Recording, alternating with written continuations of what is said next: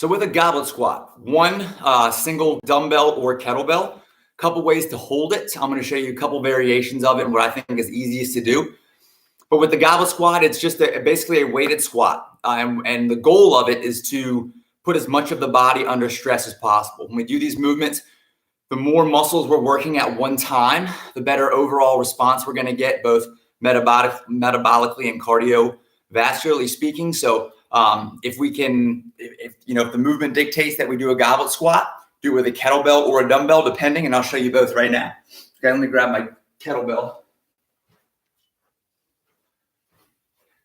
So what we've got, most of the time, you'll probably be doing with a kettlebell.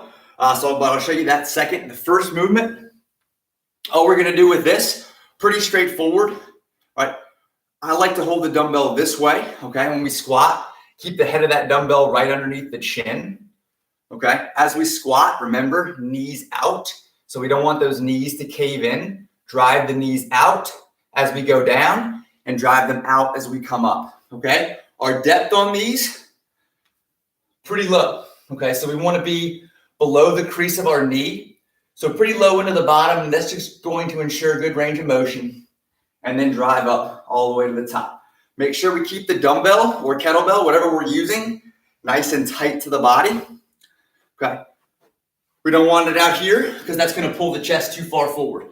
Nice and close, knees out as I go down, knees out as I come up, okay? Keeping the back nice and upright, nice and straight, pushing through the heels in that movement, okay? With a kettlebell, it's the same thing. Some people prefer to hold the handle of the kettlebell when they do this, like this. I think it's a little more difficult that way. It's a little harder on the shoulders, okay? So knees out.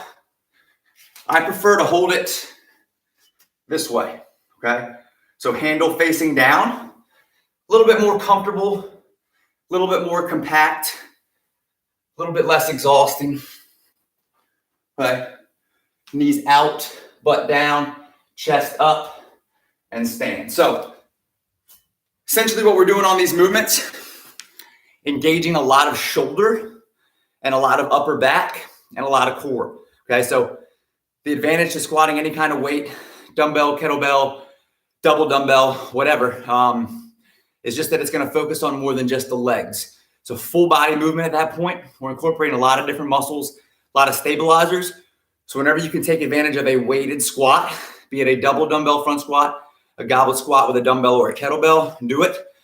You'll see better results faster, and you'll build more solid of a base that way, working more muscles, burning more calories.